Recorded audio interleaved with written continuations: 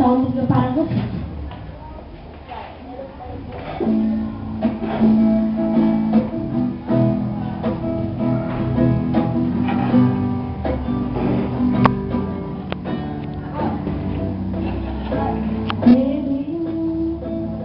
Eu não te escuto mais.